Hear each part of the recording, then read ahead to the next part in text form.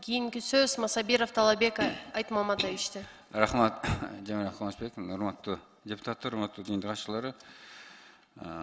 Мен Дания Жолдош, мына жана айттыңыз, азыркы келип аткан жүктөрдүн бияка келип аткан электронный счет фактура бар да туурабы.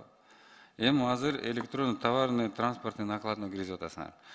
Анан ошол жерде жанагы коомдук талкууларда мындай чоң ишкерлердин кичине мындай ыңгайсыз шарттар болуп калат да, негизи жана материалдарды алып келет чоң мындай компаниялар. Ошондо эмегенде ошо товарларды алып келген материалдын ар бирине отчет берип туруш керек, туурабы? Учетко алынат. Учет алынат, отчетун берет да, анан мына режим реэкспорта бар. Товарларды бияка алып келет, күнүнө ар кандай көлөмдө алып келет. Анан алып келип, анан булар экспорт кылып, анан Россия, Казакстанга алып чыгат да. Ошондо дагы мындай ыңгайсыз шарттар түшүрүп калбайбы?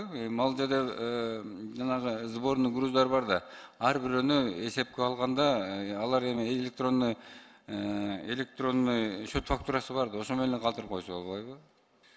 Талек Айтмаматович, жанагы эки режим, Кара Суу менен Дордой, ошол биздин реэкспорт жана экспорт токтош үчүн салынган режим да негизи. Ошон үчүн жанагы келген товарлардын учету өзүңүздөр билгендей таможнядан келгенден кийин товардын транспорт накладной билдирет, электронный төлөйт. Мурун келгенден кийин 5 патентке чачыратып, Дордойдун ичине кайра чогултуп, реэкспортко чыгып кетчү туурабы. Анткени жанагы электрондун товар транспорт накладной толтуруш керек болчу. Азыркы күндө келген товардын Дордойго түшкөндөн кийин ичиндеги бирдиктүү салык гана төлөп туруп, счет фактурасын каалагандай жазып чыгарып кете берет. Ошон үчүн экспортко багытталган режимди ушул Дордой менен Кара Суунун ичинде караштырып атабыз да. Талек Айтмаматович.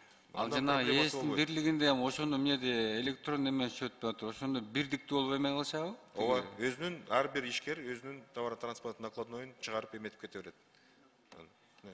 Мен ошо боюнча дагы мындай суроолор жаралып. Искендер Эсенгелдиевич кошумча кылып койсунчу ушул тууралуу.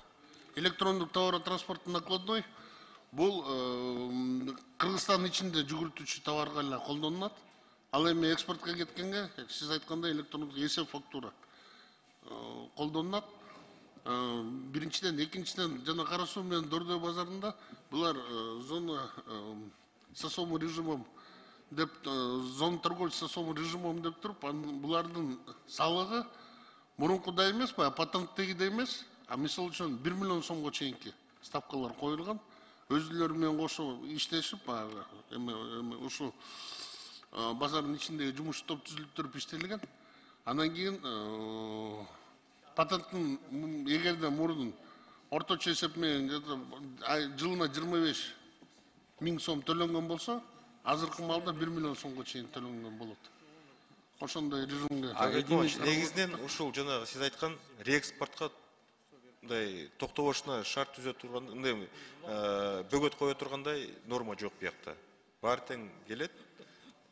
НДС төлөнгөндөн кийин базарга келгенден кийин кайра ошол счет фактурасы менен сыртка чыгара турган болсо кете берет. Ички товар жүгүртүүгө эч кандай таасири тоскоолдугу жок бунун. Реэкспорт режимге никакой эме болбойт. Ошо электрон счет фактура менен кетет, ошо менен они сами определяют там свой режим реэкспорта внутри этого рынка, да? И документооборот тоже сами будут оформлять.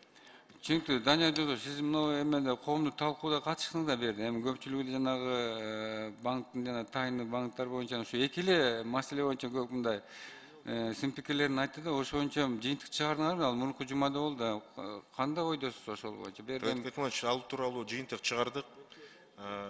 Бүгүн жана айтып кеткендей, Акылбек Өксүнбекович да толугу менен парламенттин оюн эске алуу менен, коомчулуктун оюн эске алуу менен экинчи режиминде кандайдыр бир баардыгын тең канааттандырган режимди киргизгенге аракет кылабыз. Эгерде ал режим кирбей турган болсо, эгерде парламент менен келишпестик же болбосо коомчулуктун арасында кандайдыр бир келиштик болбосо, анда парламенттин толук укугу бар, ал мыйзамды андан ары жылдырбаш. Дания Жолдош, ал түшүнүктүү. Биз мындай да, биз мына өкмөттүн мына бизнес чөйрөсүндөгү бизнесмен чакан биз жарандардын бир башында жакшы баштап айттыңыз. Көп жерден жана салык ставкаларды азайтып бердик деп айттыңыз. Аныңыз жакшы, ушу бизнес чөйрөсүндө мындай өсүш болуш керек да.